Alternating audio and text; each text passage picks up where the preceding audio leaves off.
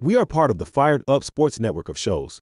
Please check out other Fired Up Sports Network podcasts like the P-Lot Pod, Water Cooler Talk, Bell Smashers, Philly Sports Love and Pain, Drunk on Broad, Beer Battered Sports, and the Fired Up Sports Show, which are available on all major podcasting hosting sites and social media. Also, check out Mark Ramos' Roundup on firedupsports.com, which breaks down the happenings going on with all your favorite local teams. You're listening to Drunk on Broad, Philly Sports Unfiltered!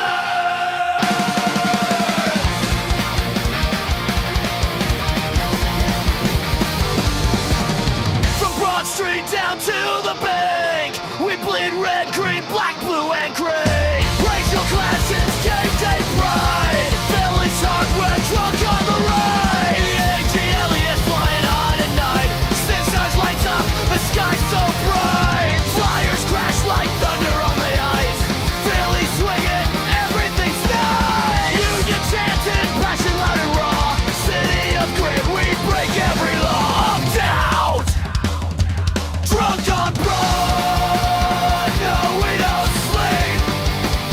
City of champions, running deep.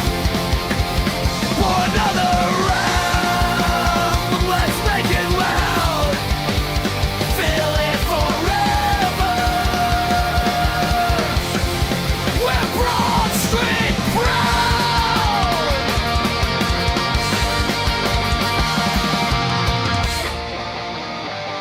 Drunk on Broad. Yeah, we're home. Drunk on Broad.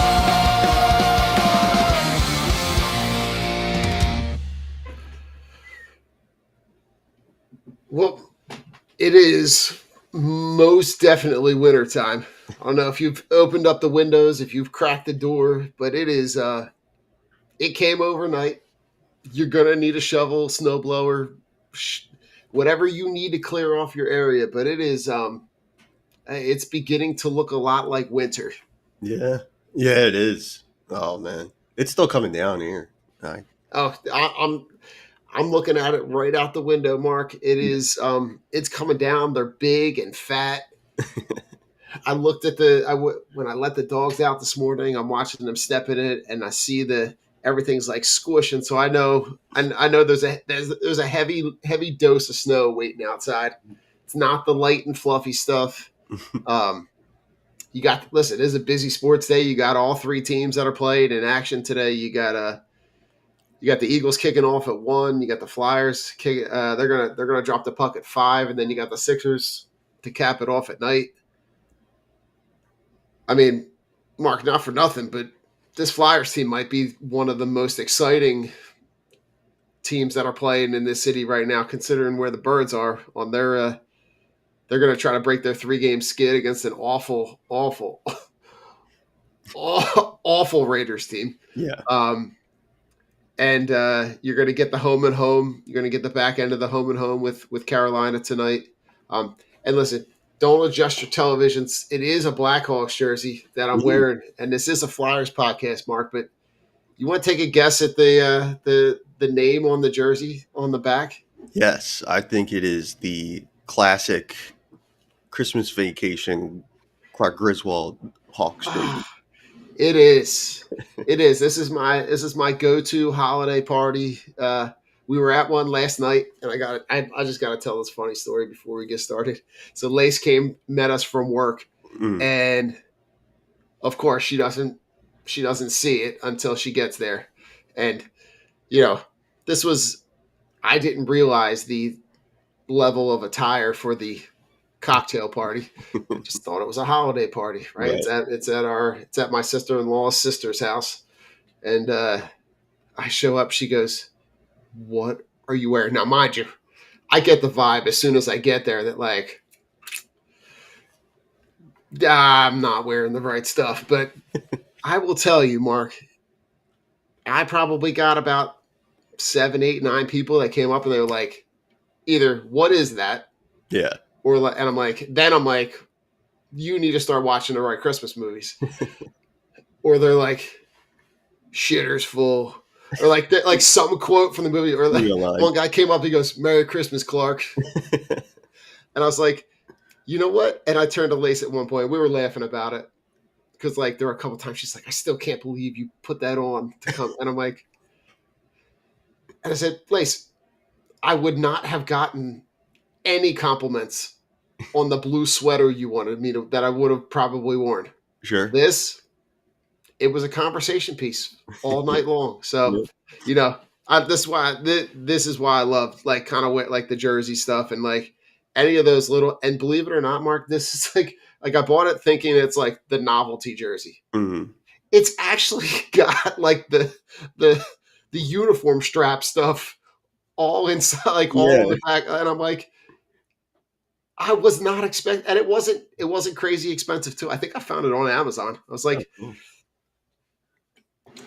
this is and it's just become like the holiday go-to. I'll wear it on Christmas Eve when we go to my parents, but it's it's just fun. yeah. Just a fun thing to have. Yeah, for sure.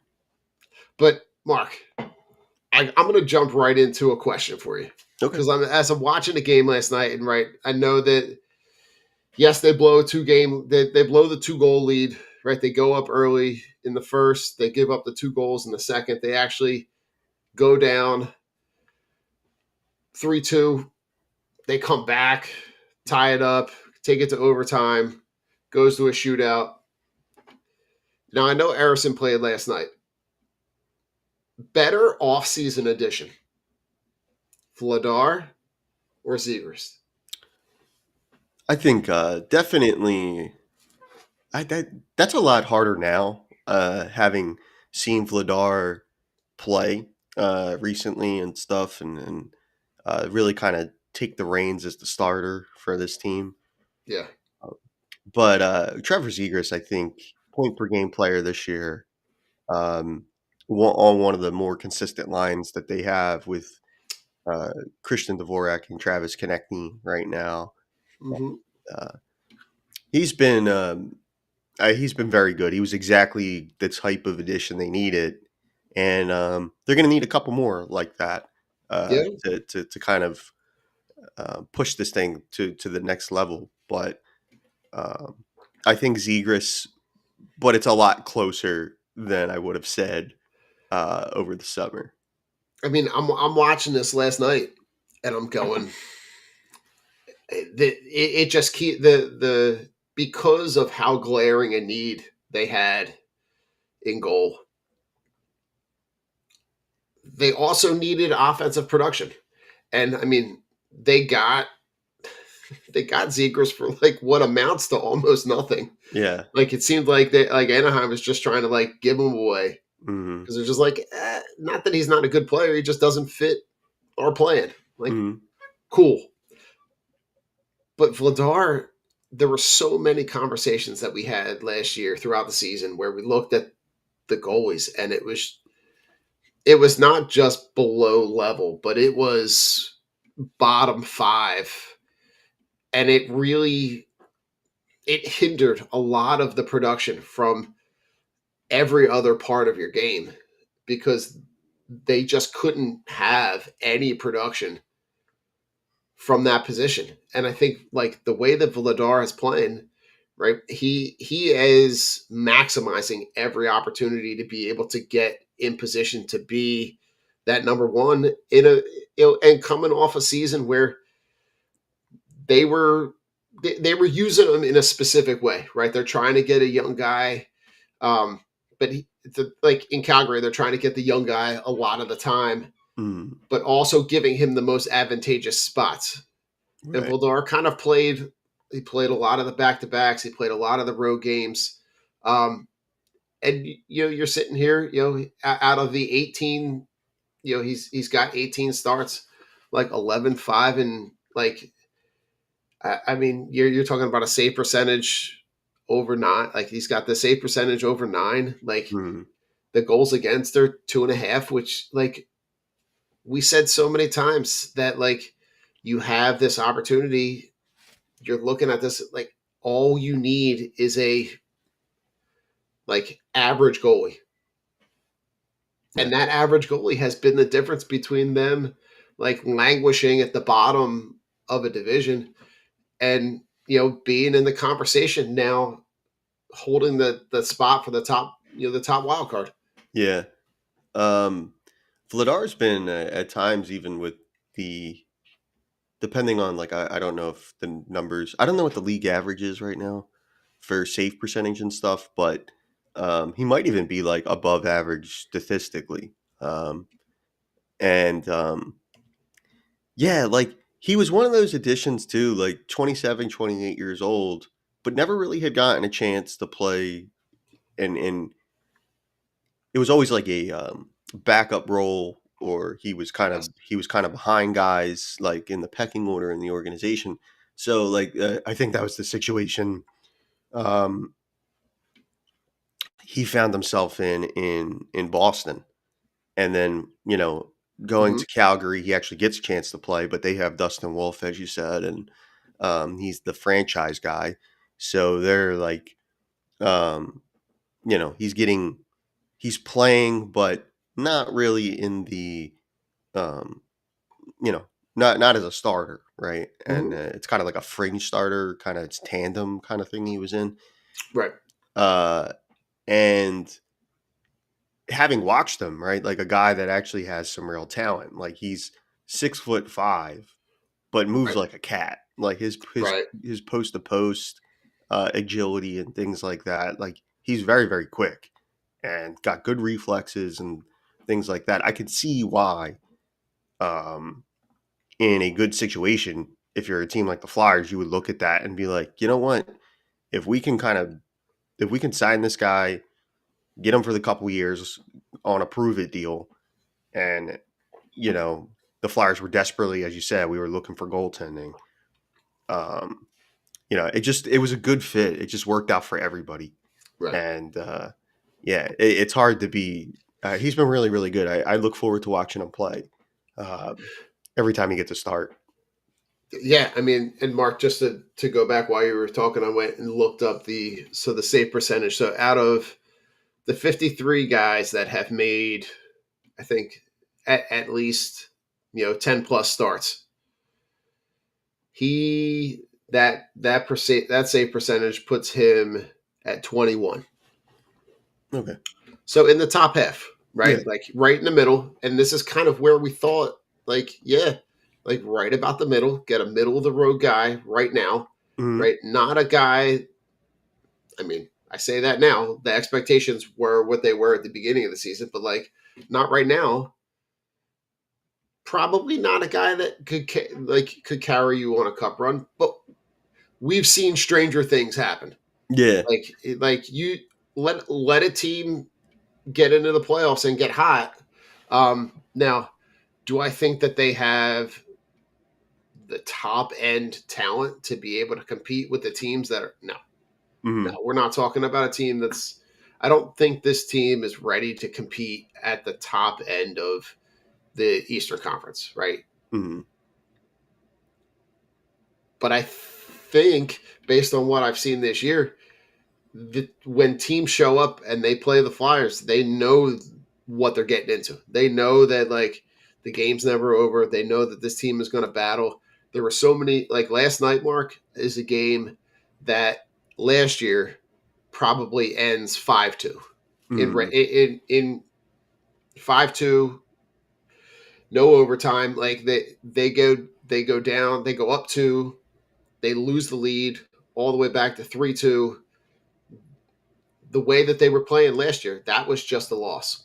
And it was they would have just kind of written it off, and they battle back and they give up that third goal to go down 3-2, and they come right back, and they score almost Yeah. right away. But Erison made some fantastic saves in overtime, like really going like post to post. It was really really impressive to see. And I know we're only talking about this last most recent game, but like they play. That's the way that they play, and that's a Mhm. testament to the coach.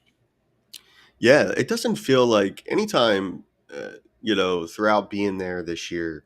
And I was actually down there last night, not as a member of the media, but I was with Did you go down?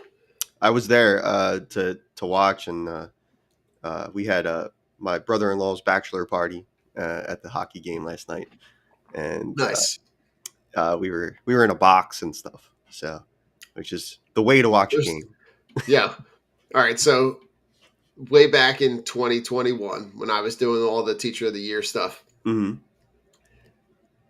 the one time they come down, the one time that they were doing one of the big, the big enormous check presentations, which is Yeah. like super funny. And speaking of that, I think they're at school somewhere. I actually don't even know where they are, which is probably my fault. But getting those big checks, we sat in a box. Lacey's like, Dom, we should do this more often. And I'm like, Lace, we should be millionaires. Because like she goes, well, what is this? What do these cost? She's like, you can't just buy the tickets. And I'm like, no, bud. Like this is like you buy the whole suite and the Yeah. food and the seats and the everything. And she's like, okay. And I was like, Lace, we're talking like not we were talking like probably 4 digits. And she's like, shut up. She's like, I don't want to come to, she's like, this is where you messed up. You took me down to a game and sat me in a seat like this. Yeah. And now this is the only way that I want to do it. Yeah. Yeah. We had Well, you're right. we had a The crew of suite. people, so it was kind of like a group kind of rate thing. Oh yeah. So But you're right, Mark. The suite is the only way to go. yeah, it was a lot of fun. And So what'd you see when you were down there last night? yeah, and really this is like you said, like about the Flyers, like a common a theme throughout the season, like being down there tonight, last night, watching that game, and then all the games I've been to covering them this year. Like no matter how poor a game may start or anything like that, one thing that you can absolutely expect from the group is like they're gonna get a push at some point, and it's not like they're going out there and they're just getting beat pillar to post by a superior team. There were stretches of play where the Flyers were very good. The second period was poor, and the guys had, Yeah. I know some of the guys reiterated that, so they knew it. But Yeah. yeah, like to come out in the third and like in a tie game, because even though you blow a 2-goal lead, you can still kind of go to the dressing room and be like, hey, look, start over, win a period, win a game kind of thing. And they make that push, right? Like they get the goal right back, like you said. Right. And we have to shout out Carl Gunstrom, who scored the game-tying goal. He's got 3 points in 3 games. Yeah. Journeyman depth guy who can play a little bit. And the Flyers, the fourth line has been one of those things this year where it's gotten a lot of attention because they need it to be better. And like I believe Garner Hathaway and all, he doesn't have any points this year. No goals, no assists, anything like that. Rodrigo Abels is a fringe roster guy who's playing every day. And then Nick Delorier, who's more like a specific sole purpose kind of enforcer type player. Right. They needed somebody to like who could go out there and legitimately give you minutes and actually produce something. And he's done that so far. For sure. He's done everything that they've preached, like about getting to the net. Last night he scored a goal scorer's goal on a 2-on-1. Great shot, club side. And he's just been really good, man. And I'd like to see him continue that. But they get back into that game and then push it to the shootout, which has been advantageous for them this year. They don't win that one, but And I was gonna say, Mark, I heard them talking on the broadcast. First time that they've lost the shootout. yeah, they were undefeated in shootouts before that.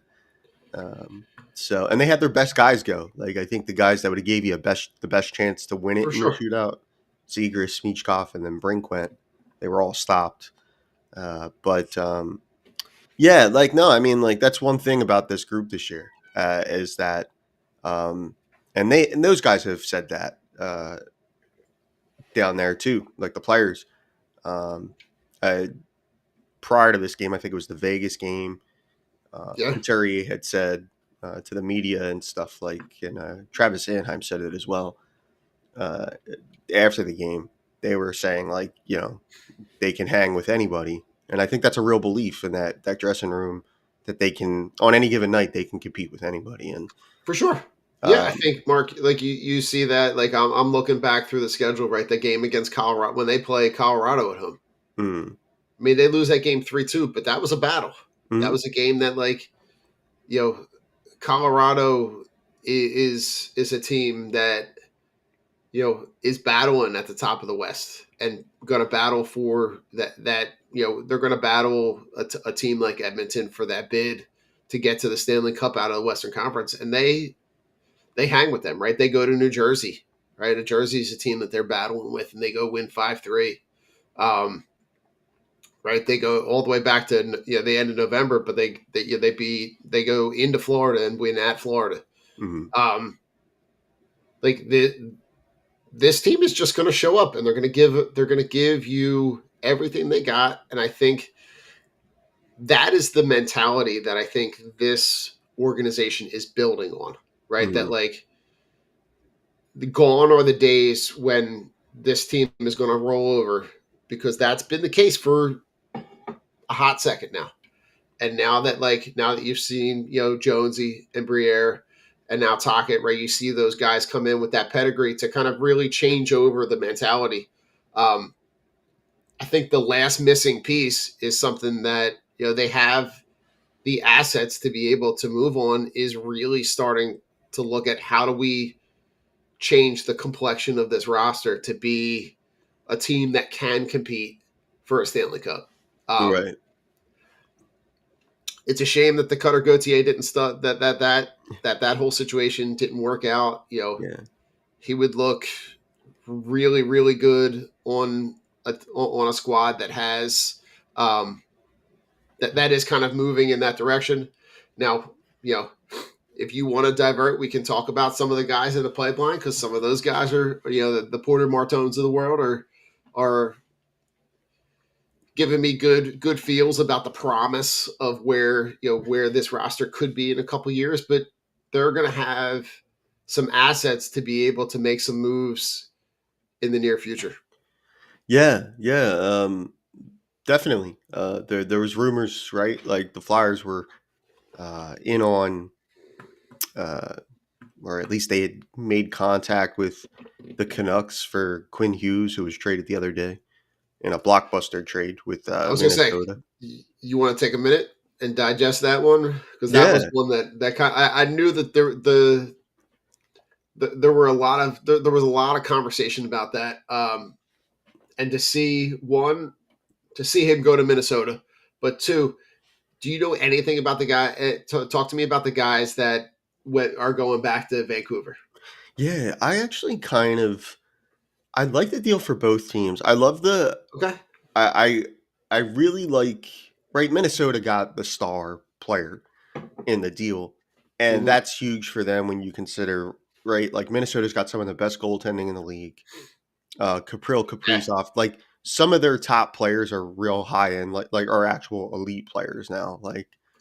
Um, and they have, I believe, the Wild still have space, and there's probably another move to be made there because their center Mm-hmm. depth took a hit on the trade. Um, from the other perspective, for Vancouver, knowing that, like when you consider everything, like the fact that Hughes probably wasn't going to sign an extension there, Yeah. all that other stuff, like I thought that trade for Vancouver was really nice. Now, I really, really like Marco Rossi, the centerman they got in that deal. I was actually hoping that the Flyers were one of the teams, if they were going to deal him, would go get Marco Rossi. I think he's a talented guy. Definitely bona fide top six centerman, Okay. skilled, um, and they get the first round pick, which is what it is, right? It's a first round pick, so could be later or whatever, but it's still. I Um, mean, Mark, as it sits right now, I mean, Vancouver is at the bottom of the entire. Like they're in. the last of the last place. They're Right. sitting at the bottom with 25 points. You know, are any of the guys that got moved, and as you're talking about, my ears are up because trying to find a center. Yeah. Is Vancouver a team that you think would take any of those assets and then flip them again? Yeah, they may. They may. And it's going to be interesting, right? Because the Hughes thing is tied heavily to the Devils stuff because his brothers play for the Devils, and a lot of people think that they all want to they want to do a They all Miami want to Heat play together. deal. Yeah, They all want to they yeah, want to get together, for sure. which would be like as a hockey fan would be cool. As a Flyers fan, I don't really love the idea of playing all the Hughes brothers in Jersey. That seems not a lot of I fun. feel you. So um, I hope that doesn't happen for the fandom's sake. Yeah, But you know,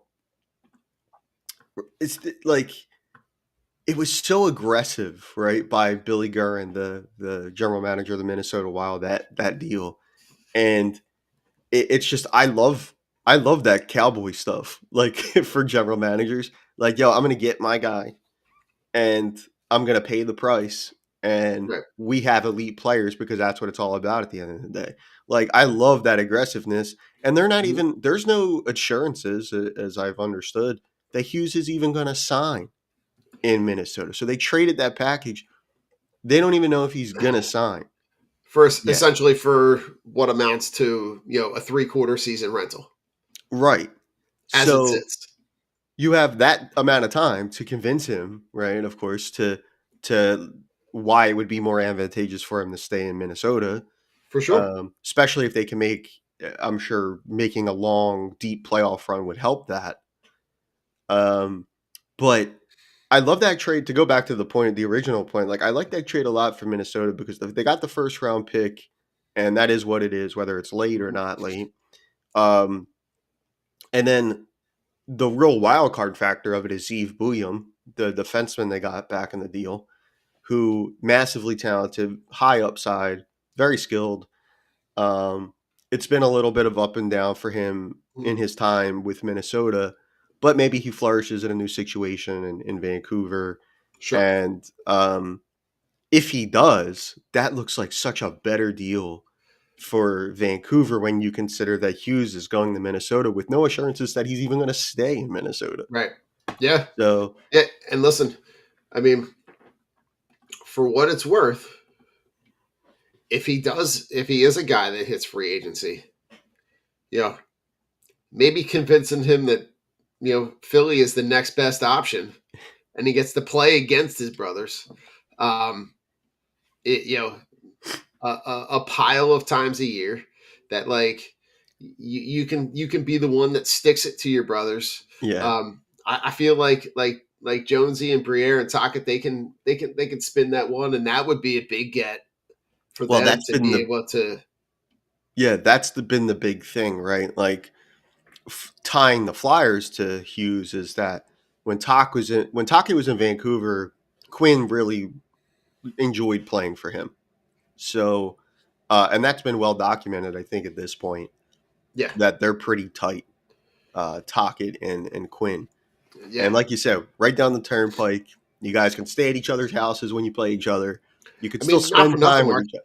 You can find a centrally located house that's like equidistant Yeah, from both arenas, yeah, North and South Jersey. right? You know, so yeah, like he's an elite.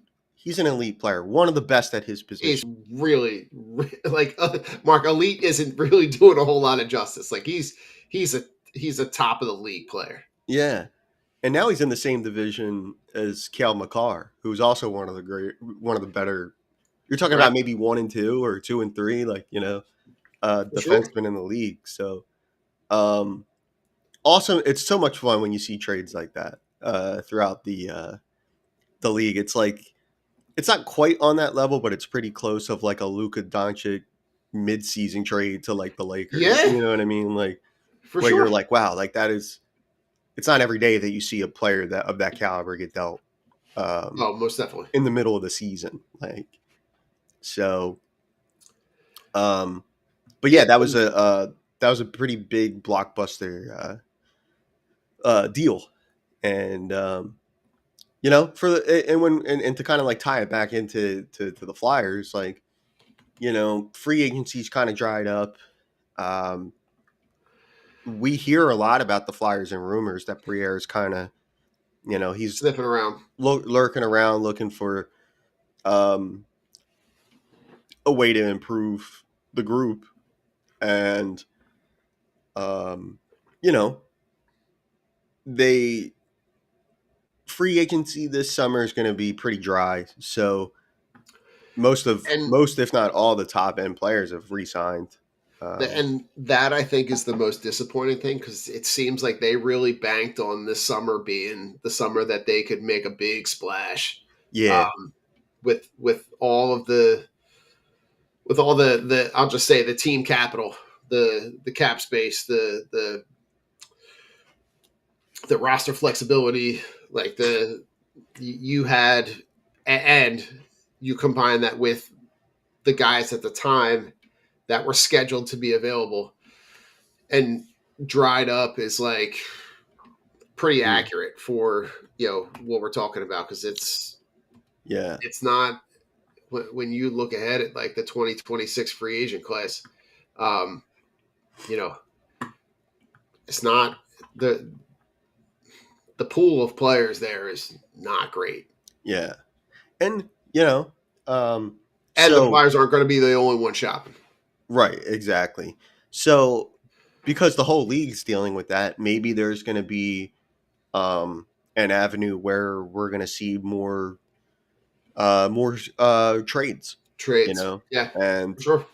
um, if you're the Flyers and we're talking about elite level talents like a Quinn Hughes or, you know, um, I think I've seen some Flyers fans talk about Rasmus Dahlin from Buffalo.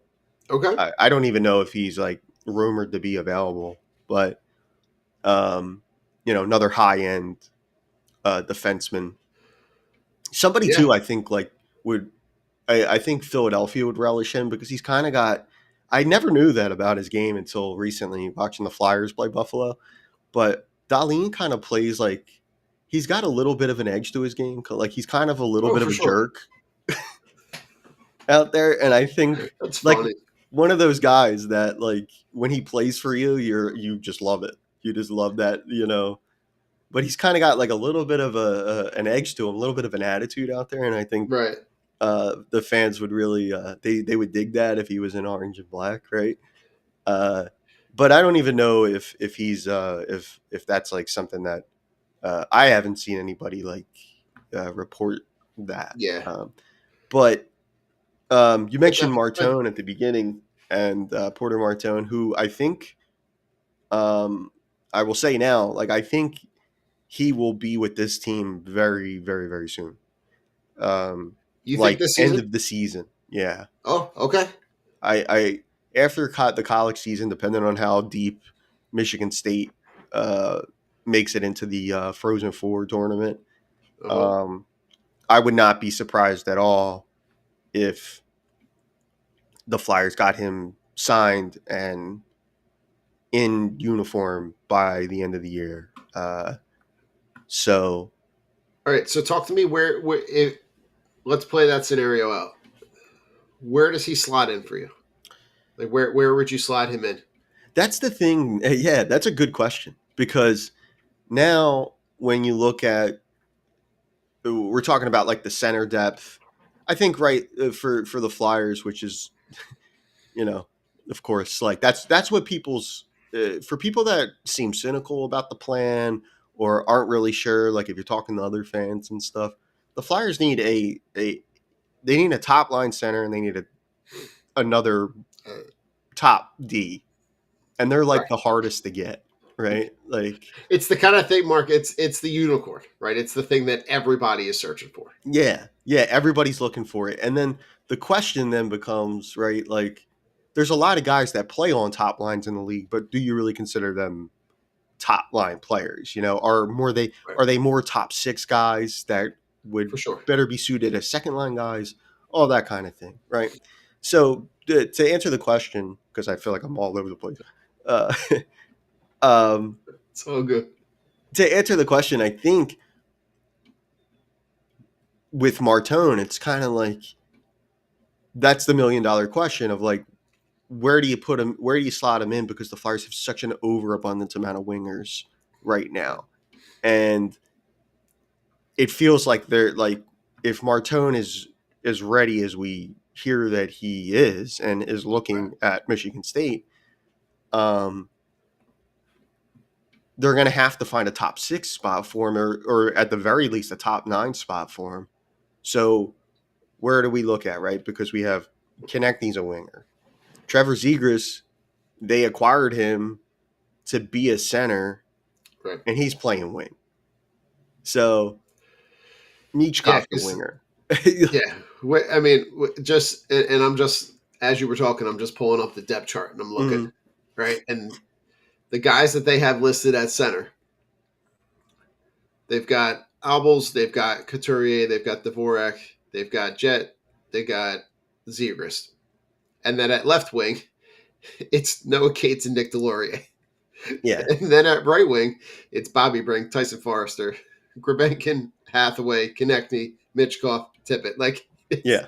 it's so far out of balance. It's Yeah.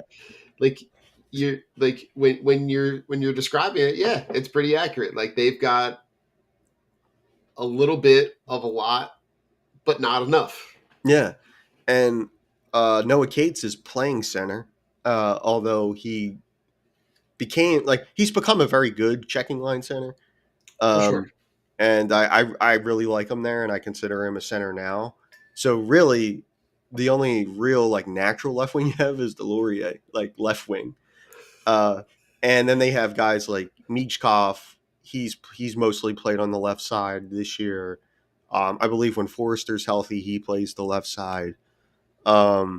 So they're going to have to, just by virtue of the numbers, they're going to have to move some at some point. They're going to have to move some pieces around. Right. And when it comes to making that blockbuster trade, like when we were talking about the Quinn Hughes thing, Right. which kind of feels like is something they're going to have to do. I would think that, hey, if I'm Briere and I'm Jonesy and I'm the Flyers, we can't talk to you about our M&M boys, Michkov and Martone. We can't. They're off the table. But everybody else, it's the cost of doing business. It's just I think that's what it's going to come down to. Okay. So before we jump out, just to kind of jump back to that Quinn Hughes, just so that we all kind of can understand the breadth of that. Like, what would a Flyers package have looked like? Like, what would an equivalent package look like? Yeah. It would have probably had to have include one of Martone or Michkov in that deal to, because Zeev Bouillon's probably the prospect in it that Right. Would have been he's like one of the crown jewels of the deal. Gotcha. The other kid in the deal, I don't know much about, but I think he's definitely he might be playing pro right now. He might be like I can't remember his name. The other kid in the deal, the other prospect, young Give me player. 1 second. Not Rossi. Rossi's the center, but I can't remember the other kid that they dealt. But he was a former first round pick, I believe. Okay. Hold on 1 second. All right, so we're talking Rossi, Bouillon, and Liam O'Grady. Yeah, that's who it was. Okay. So I guess that would be like for the Flyers, that would have been like a Bobby Brink type of Okay. player or something. Okay. I guess Just so that we're all kind of like aware, like to get a guy like that, which is a guy that you need, right? Like just like you're saying, the cost of doing business. I know everybody loves to be like, "Here's our trash." Yeah. let's take this. Let's get the star. And it's so funny, like when you hear people like that call in to certain stations, and you're like, yeah, let's give them like, and it's like they start listing guys, and you're like, wait, does that guy play for the Phantoms? Yeah. Like, wait, like I don't, is that guy even in the NHL anymore? Yeah. And they're like, and we'll get Quinn Hughes back, and I'm like, Yeah. it's not how it works. Yeah. So You yeah, gotta it's just give to get. So oh, most definitely. And especially if you're for a trying player. to, and if you're trying to get that, Yeah. So I would think it would be like a Michkov or Mortone plus a Brink type level player, first round pick, and then even though I don't know that Vancouver was looking for wings, they may have been, but then like probably like an Owen Tippett type of player would have been the kind of package for the Flyers that could have would be like the equivalent. Like I don't know that Vancouver would have seen it as the okay, equivalent, but that's kind of like what we're talking about, I think. I'm going to And put you in Ross the is, GM chair on the way out, Mark.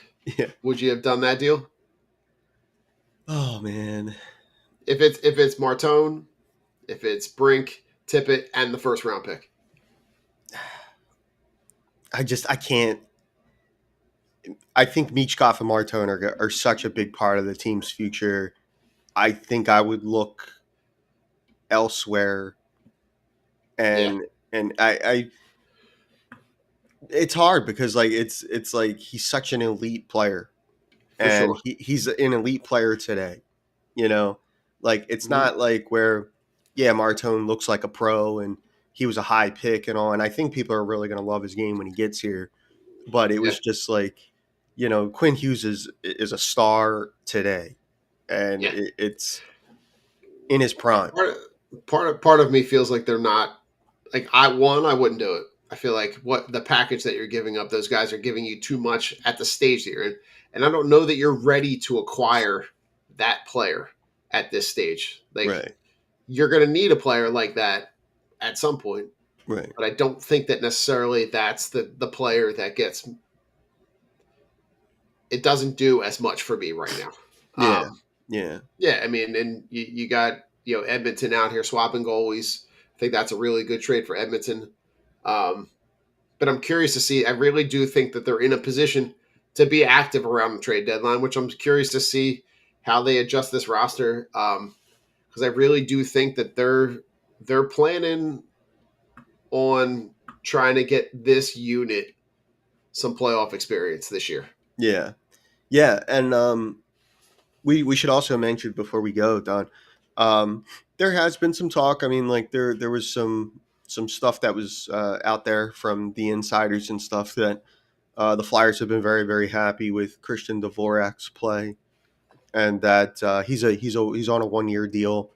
For sure. So as we kind of move forward this year and seeing how the Flyers are and where they are in terms of like making the playoffs and being above or below the playoff cut line. Um, do they deal Dvorak for assets, or it sounds like the Flyers have an appetite to re-sign him. Um, he's having a very very good year. So what happens with that, right? Like he could be an asset, a future asset, a or a player that you want to keep around because you're happy with the production that you've gotten, and you know, so that's something to keep an eye on too. Especially as we mentioned, right? Like with Minnesota now after that trade, they have like a hole at center, so they're obviously all in. Right. Do they come calling for you know what I mean? So that's something to keep an eye on. Uh, and I would not be opposed to it, right? Like I know Lachenko's kind of a guy that they're bringing along slowly, and went back to junior and stuff like that. Denver Barkey is another young player who's having a nice year in the AHL. Right. Could be an option there at center, but yeah, uh, I don't think it's a bad as long as it's not like a long term extension. If you Okay. want to give him another year, um, or two, depending on how happy you are, because Dvorak's really versatile too. He can pop out the wing and play on the Most wing definitely. too. So, which is probably why one of the reasons they probably like him. And Tockett's a fan.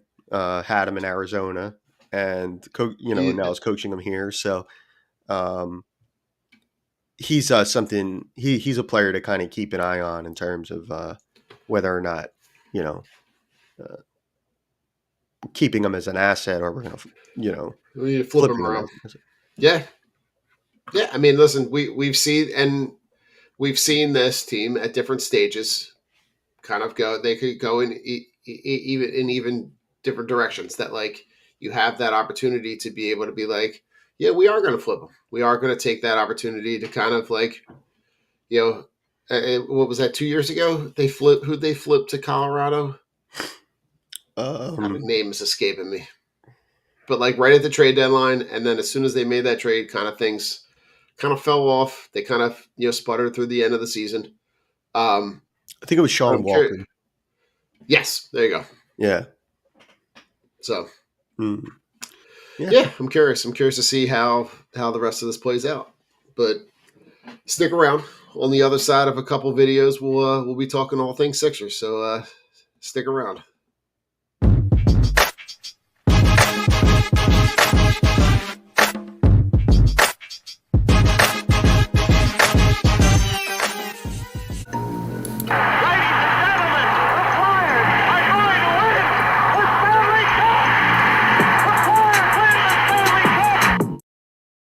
We are part of the Fired Up Sports Network of shows. Please check out other Fired Up Sports Network podcasts like the P-Lot Pod, Water Cooler Talk, Bell Smashers, Philly Sports Love and Pain, Drunk on Broad, Beer Battered Sports, and the Fired Up Sports Show, which are available on all major podcasting hosting sites and social media. Also, check out Mark Ramos' Roundup on firedupsports.com, which breaks down the happenings going on with all your favorite local teams. You're listening to Drunk on Broad, Philly Sports Unfiltered.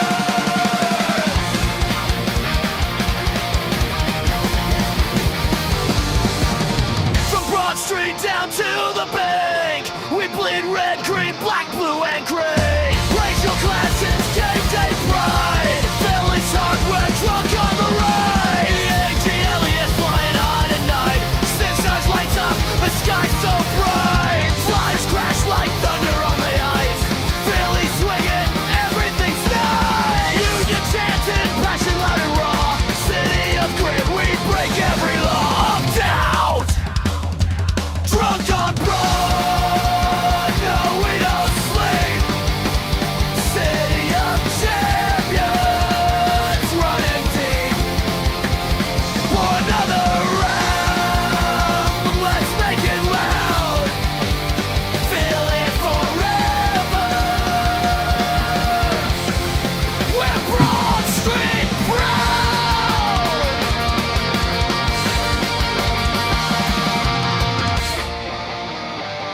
Drunk on Broad. Yeah, we're home. Drunk on Broad.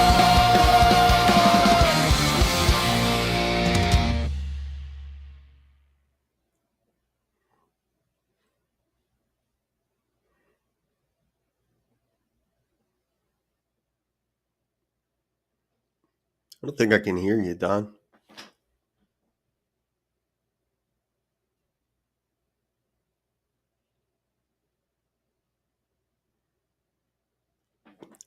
Technical difficulties.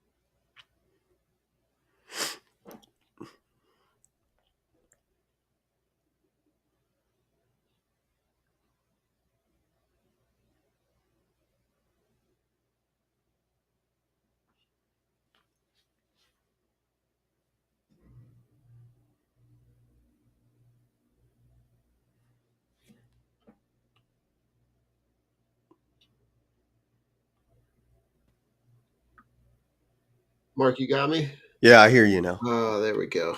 Yeah. Nothing like a little restart in the middle of the show here. We'll have to, that'll be part of the editing process. Yeah. Whoever listens back will miss all the seamless talking of trying to figure out who's doing what. But Yeah. listen, this I was saying the intro hits about as hard as the snowflakes are falling right now. It's definitely it's the first snowfall of the season. It's Yep. it's wet and heavy. You got the Eagles kicking off, but the Sixers playing really well. Yeah. Navigating some injuries. They're you're now seeing a couple games with Tyrese Maxey out. You're seeing Embiid steps up the other night, has a a vintage Embiid performance. But really pleasantly surprised with this team and how this team has played going into this season. Yeah, right. Like 14-10 to start.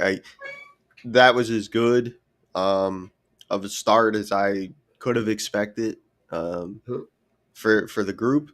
And yeah, I think right, like Maxi has been incredible to start this year. One of the heavier workloads I think in the league this season.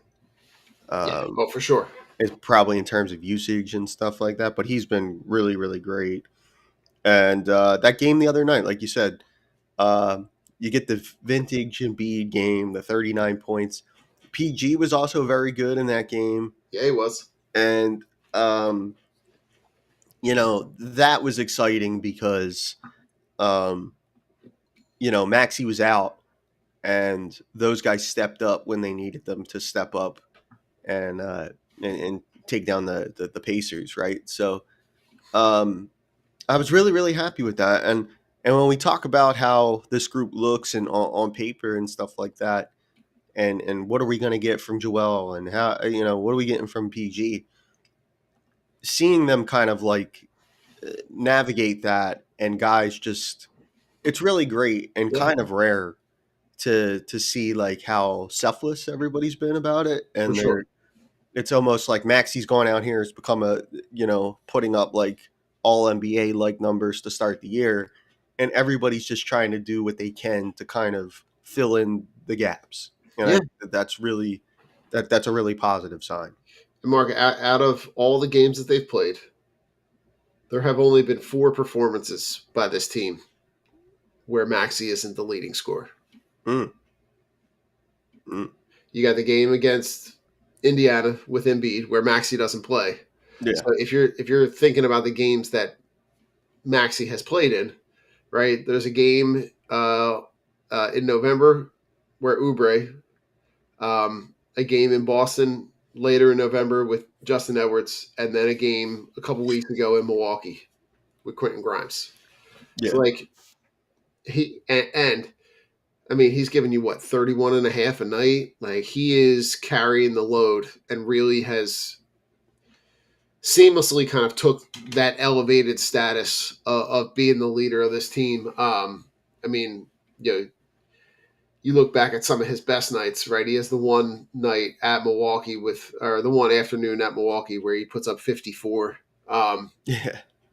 It's just the way that they are playing complementary to each other is really remarkable. Because when you look at what the roster has kind of been very flexible in terms of who's available, who's playing. Seems like Embiid has kind of embraced that step back to take a lesser role, knowing that there are going to be times where he's going to have to kind of elevate his status when other people aren't playing, but. You look at that. I think the place where I would love to start is that 99-98 win against Golden State. Yeah. The ending sequence to that game and how right they're up 24 early in the game. They lose the lead. Golden State comes all the way back. Missing a bunch. They're missing a bunch of their stars. They come all the way back. Mm. and then you have they take the lead late, the 99-98, and then the chase down sequence where you get Edgecombe with the tip in, and then Maxey with the chase down block to end the game was just like Yeah. one that I literally just stopped and just pressed rewind. Like I probably watched it like 10, 15 times just Yeah. standing there. And I'm literally trying to like show like I got the kids and Lace on the couch and they're like I could not be more out on Sixers basketball, Dad. With all the body language. And I'm like, but you have to watch this play. This play is like, and it was just that. So talk to me. Let's start there because then they go from there to at Milwaukee the next day. Yeah. That was the they played Milwaukee. That was the Golden State game Thursday. It was a Thursday, Friday. So they Yeah, play Thursday, Friday. Golden State at home, and then they go play at Milwaukee the next day, and they win. Yeah. That was like exactly what you said. Like that great play that Maxey made. It's funny because like Edgecomb's done that a couple times this year on chase downs Yeah, you're right. and gotten some bounce to get up and chase down a shot. He's got crazy bounce. Yeah, he does. He does. And yeah, I mean, I love that, and it's really again, right, tight game. They've had some moments in the this year in the third quarters. I think have been not great for the Sixers. Especially when they've had leads and stuff. I know basketball is a game of runs now, but you know, to win a close game like that against a team like Golden State, like a veteran laden team like Golden State, again, I think it's really been a way more positives than negatives with this group this year. And I understand, like you said, people being out on them as a team and stuff like that. I should probably apologize to PG for the way I kind of he's been super versatile. He's done all kinds of great things. The not just last night, but we were talking about the back to back with Golden State and Milwaukee. He was very good in that Milwaukee game, and just doing what they need him to do. Like they're doing what the team is asking them to do. There's been no ego involved, and I just like, I wasn't anticipating that. I really wasn't. I thought like this was kind of be, as we've seen in the past across the league over the years, like where I think sometimes the injuries pile up for guys and all, and they just really don't have much of a desire to get back out there. Especially if a team isn't doing a whole lot. But the Sixers have been good and have had a nice start to the season, so it's been I guess everybody's like more willing to pull on everybody's willing to pull on the same side of the rope for the common goal kind of thing. For sure. And I think, Mark, we'll look back at some point. We'll look back on this past season and just have so many questions because it really truly was a Pandora's box of like anything that could have gone wrong went wrong. Mm-hmm. And even the stuff that went wrong got worse. When you look at the amount of guys that were rostered during that season, there were plenty of times where you and I were hopping on and we're talking about a guy that neither one of us really knew. Like guys that were getting signed to 10-day contracts that like it really truly was something of epic proportion that was like, how and why is this happening? Because it just really made no sense. And it's really nice to get back to some semblance of a really productive team that is, and this is the other thing is you're playing in an East that really doesn't have a team that has really elevated itself. And you're talking about a team right now. This team is 14-10, sitting in the number 4 seed, obviously with a lot of time to play. Yeah. The Pistons playing really well at Hmm. 20-5. And then you've got the Knicks and Celtics, both kind of, the Knicks are 18-7, but the Celtics, Sixers, Magic, Raptors, Cavs, Heat, Hawks, right? They're all sitting in that 14-15 win category. Yeah. So it really is an open door of like who. I'm going to try to say this as kindly as I can. The East is competing for who's going to lose to the Thunder. Yeah. Um, the the way that they've started, right? They only, last night they lose to the Spurs in only their second loss the entire season, at 24-2. Seems like they're going for they're going for that Bulls single season wins record. Yeah. Um, they've got their second team is probably competitive enough to kind of play most of the teams in the East. Um, Yeah. and they're sitting on a pile of assets in draft picks and first, not just draft picks, but a lot of people's first round draft picks. Yeah. Um, a lot of assets. I know that they're in a lot of conversation about guys that are going to be wildly competitive for the foreseeable future for a long time. Yeah. Yeah. They're a very, very, very good team, and that the way that that's built, it has really been, with all the assets and to have like a championship caliber group and still have all that like draft capital and all is really rare. Like, and like the ability to continue to add to, which it's like, how do you even, what do you add? I mean, you may as well use the picks, you know what I mean? Or Yeah, I mean, and this is a name that I know that has been floated in a lot of trade conversation, but like if you wanted to go get Giannis, oh my God. right? Yeah. Like and add Giannis to SGA and Chet and play them Jalen alongside each Williams. other, like Yeah. and but the craziest thing, Mark, is that they're not in a position where they need to do that, but they No. could. They have the assets to be able to go do it. Yeah. Um, and it's when you look at the West, and it's like there's so much talent in the West. Yeah. Like as talented as the West is, the Thunder is like in a league above that. Yeah. They're in a category of their own, and they're it is. It's funny you said that because actually last night I was talking to my cousin Danny, and he's a big basketball fan, and we were talking about that, and it was just we were both saying it was like I don't. We're in the OKC era of the NBA right now. For Like sure. I think everything's going to run through them for the foreseeable future.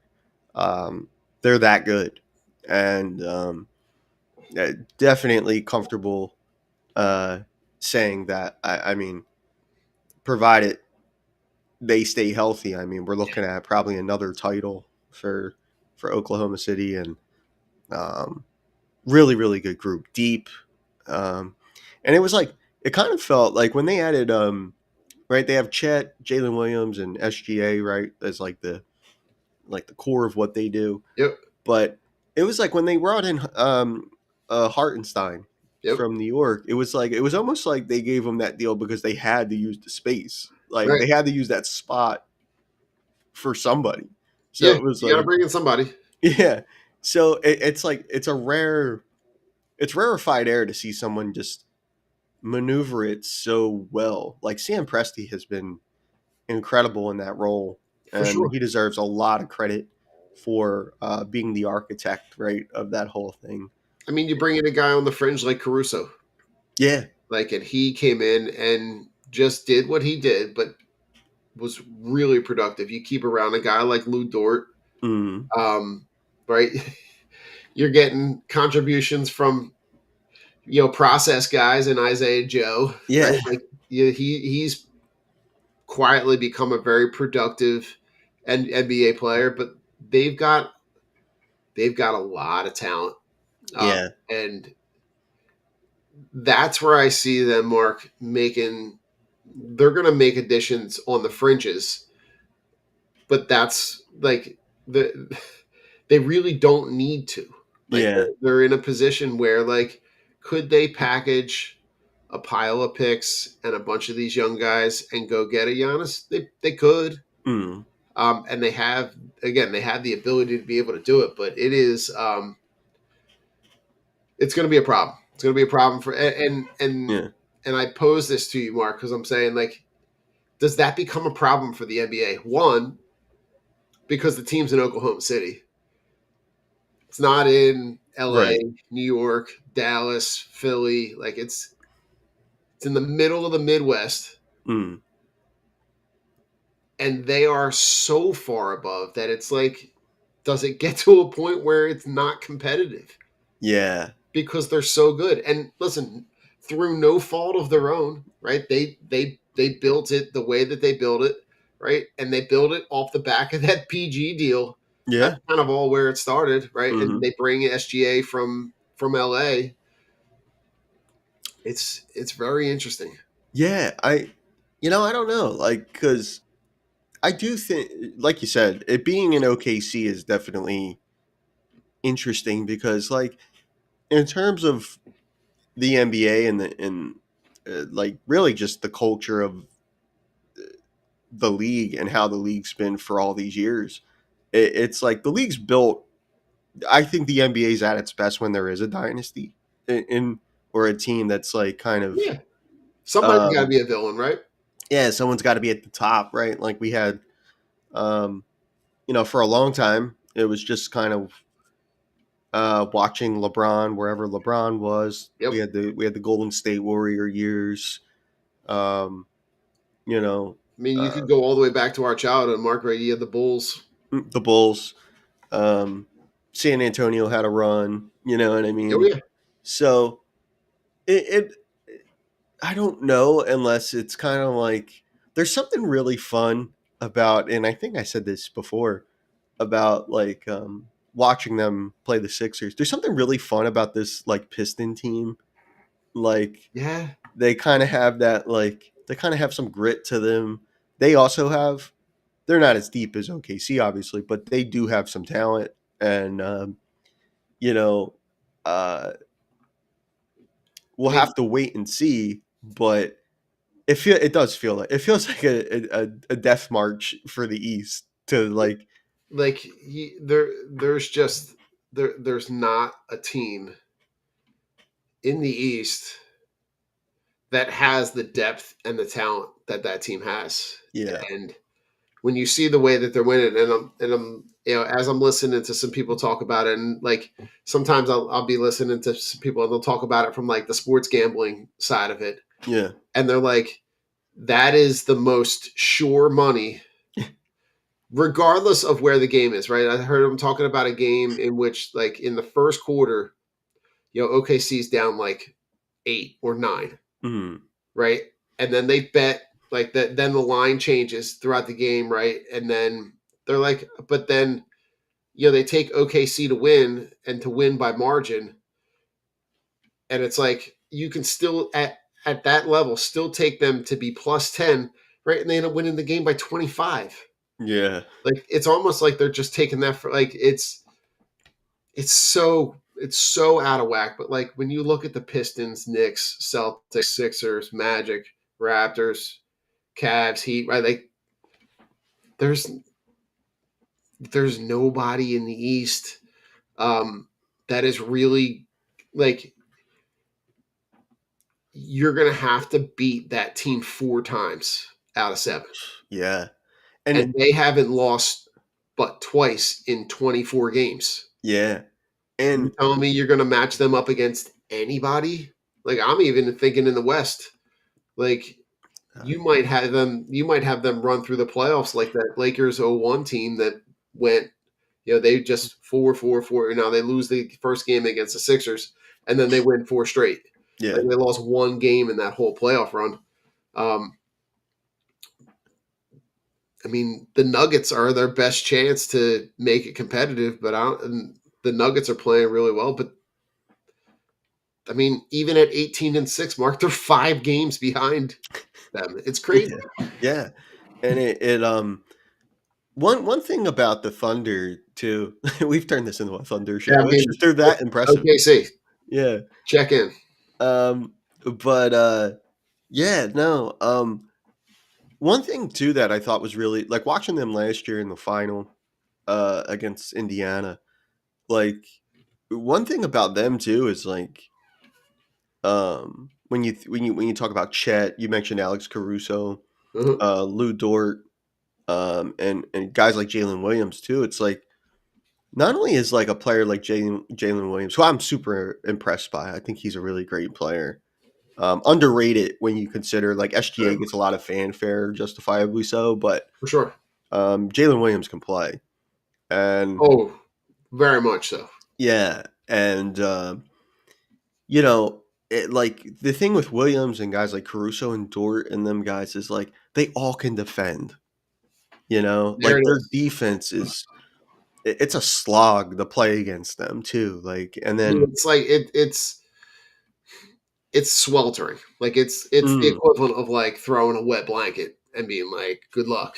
yeah, But it's a weighted blanket and it's wet and you're tied with you got your hands in zip ties and good luck. yeah, and then you got Chet in the paint, and he's like a tarantula. You know, he's built like a tarantula, so it's like what do you That's even so do funny. like with these guys? So no, they're gonna be a tough out, and it's gonna be interesting, right? Like as the stars in the league kind of Yeah. we see more star movement right in the NBA than we do other leagues. It'll be interesting to see, um, what ends up happening with the East if if the Bucks do deal Giannis. Like how does that affect the power balance Hmm. in the league? Do all if you're a star player at that point, do you really even want to go to the West because I you mean, aren't even going to get a chance to go to the title?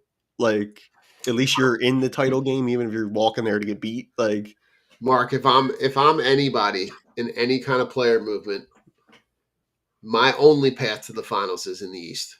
mm, yeah, The only way. Like if I'm Giannis and I'm looking at this because a lot of the conversation, I know there's some talk with some teams in the West, right? mm, Houston and San Antonio specifically. yeah, Um, and right, the thought of pairing him with Wemby and and Harper and is intriguing, right? That's a team that I feel like, but you have they in Oklahoma City, they have the ability to be able to get to a place where they can make your top three guys disappear, mm, um, and your 3, 4, 5, 6 guys are not even close to what they have on their roster. yeah, Um, but this Sixers team has played really well in terms of their ability to be able to you know, get production out of a lot of their talent. Specifically, let's start with VJ Edgecombe because mm, VJ Edgecombe has kind of breathed. He has been able to breathe new life um, into this team and really give Maxey and Grimes and McCain. They've got a lot of guys. I know there's a slog of guys that are you know all about the same size, all kind of play the same position. Um, but they seem to be negotiating when they all have to be on the court. They seem to be able to like navigate that pretty well. yeah, yeah. It's been surprising that way because like that was one of the things, of course, that we were one of the questions coming into this year was like, how is this all gonna what's this all gonna look like? And Edgecomb's versatility and stuff has allowed him to kind of uh, get um, maneuvered into there and be like a regular part of the rotation. And he was going to be a regular part of the rotation regardless after being picked. But it was to come off like the other night, like he scored, like he had a like a 20 something 4-5 or something like that. It might have been, was it the Indy game? It might have been the Pacers game I that think he put so. up. I think you might be right. So, and I think he was from what I saw, he was the first. He was the youngest Sixers player to score 20 plus points and have 5 plus rebounds. He's the youngest Sixer to ever do Wow. Okay. that. And with I think the caveat was with 0 turnovers. Like he didn't turn the ball over once. Okay. So there may have been other guys that did it with a turnover, but with turnovers. But I think Edgecombe did it without the turnovers. But yeah, I mean, he's a really good. I mean, he's a really good ball player, and I love the versatility and the athleticism and all those things that get talked about. And he's another kid too, right? Willing to come in here and play whatever role the Yep. Sixers were ready to give him, and uh, that's been a positive thing, right? Like, so when we're talking about like the West and the East and stuff like that, and I think about how the standings are right now, which we talked about at the top of the show, Yeah. was like, if I'm the Pistons, I'm probably going to continue to do what I'm doing, right? Yeah. When you look at like the Knicks and Boston's going to get better when they get healthier. Yeah, Like for when sure. Tatum's back, it'll look different. If you're a star player, which is so crazy because that was never for a long time, that was never like a thing. But if you're a star player in the West, I don't know how you don't look at like a place like the Knicks where you're like, I would like to go to New York in the big city and Yeah, be the for sure. guy on a good Knicks team. And then, of course, there's the Sixers who are kind of a surprise. Like, I mean, based on where things have gone, but they also have, um, you know, depending on how this goes or how good this goes, do we start talking about adding to this group? You know what I mean? Yeah. And like, and trying to push it um, past where we've been because the East is wide open.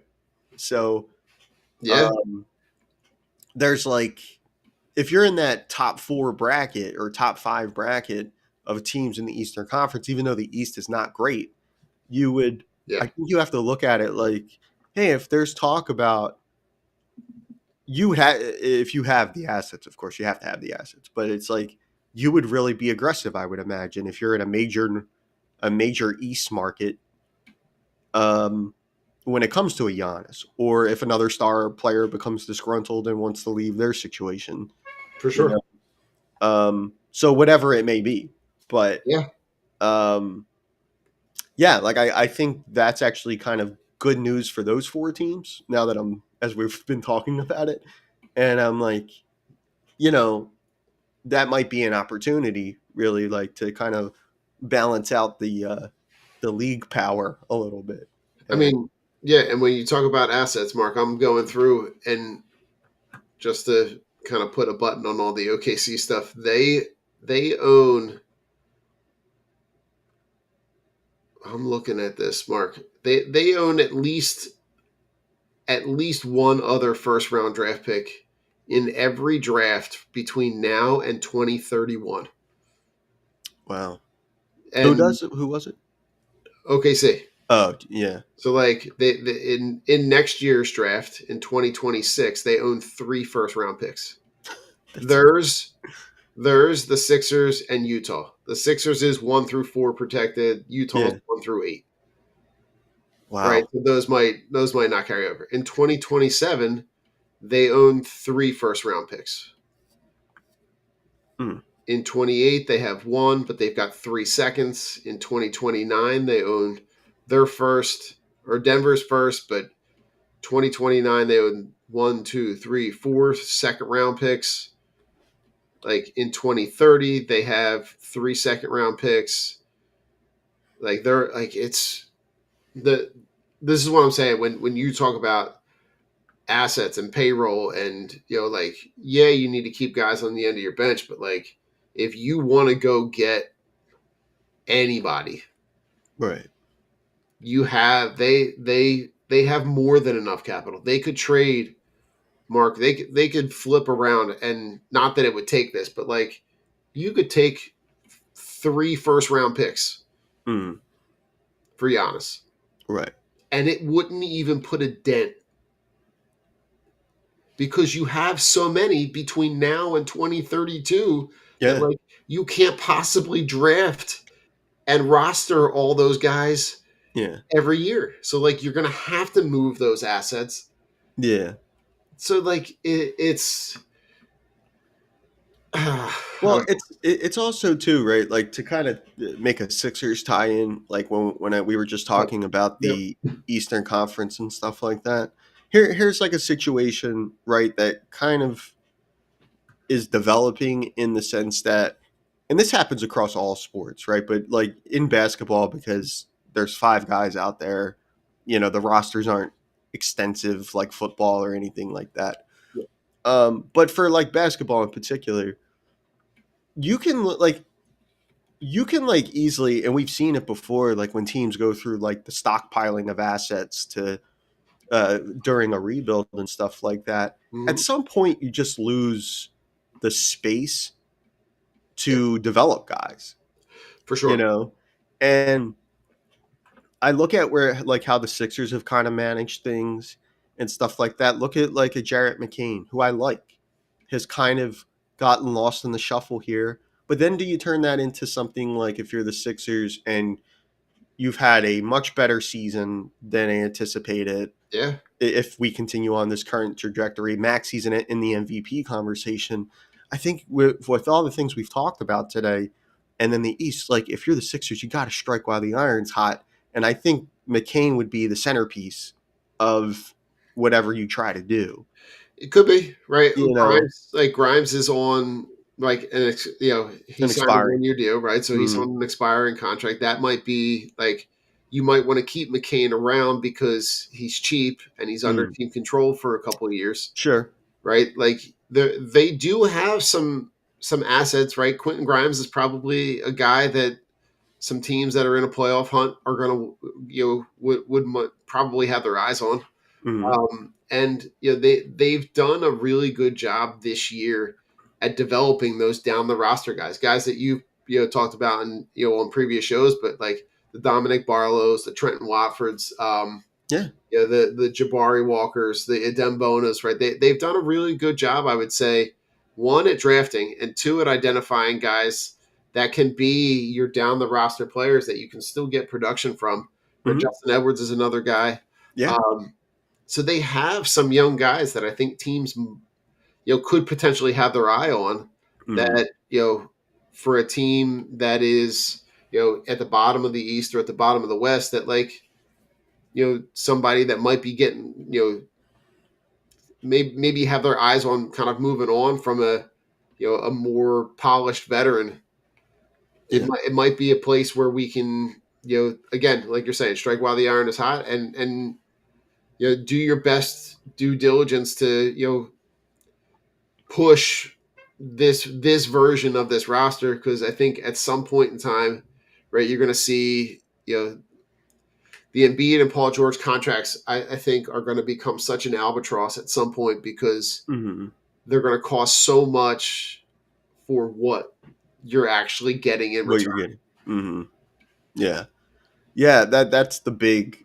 Um, that's the one thing that I think looms very large, For right, sure. for this team, and if they could continue to do what they've done currently, with the occasional like vintage like throwback performance like we saw from Joel the other night, um, I would be happier with that, um, Very much so. and you know, and even though a guy may be overpaid, um, as long as you can contribute, we'll try to we'll figure it out. You can't get paid like that and not contribute, right? So, I believe it. Yes. but like if you could give us something, we'll work with it, or we'll Right. We try can to. we can have a conversation.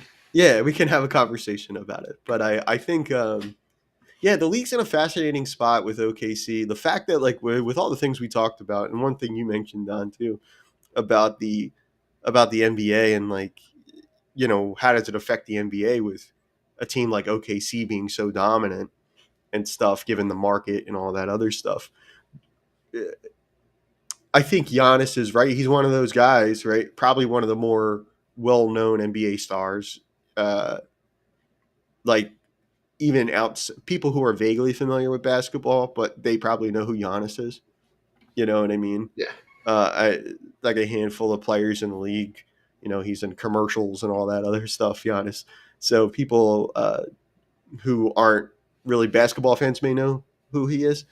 Um, Couple that with where OKC is, you can't feel good about that as the league if they're your most dominant franchise, but also if a player like Giannis ends up in OKC. You know what I mean? You want him in you want him in New York. You want him in like a. I was gonna say New York, LA, like Yeah. even San Antonio, like is one of the NBA's kind of like marquee franchises. Right. Yeah. I think if you can get him to a major market and a major market that, like, obviously he's in Milwaukee. Milwaukee is not a major city. Yeah. Like you again, like Miami, Right. those are like those the cities that have the bigger persona that Mhm. could elevate his status even more, helped the league. But again, I think the crux of this show, Mark, is we're all the phrase that you use is so appropriate. Yeah. It literally feels like a death march Yeah. to play OKC. Yeah. And that'll be fun to like for us as like hoop heads. Like we'll be watching all of that and For sure. watching somebody try to go slay this dragon out of the Eastern Conference. And that'll in of itself become like a fun thing over the Oh yeah. years.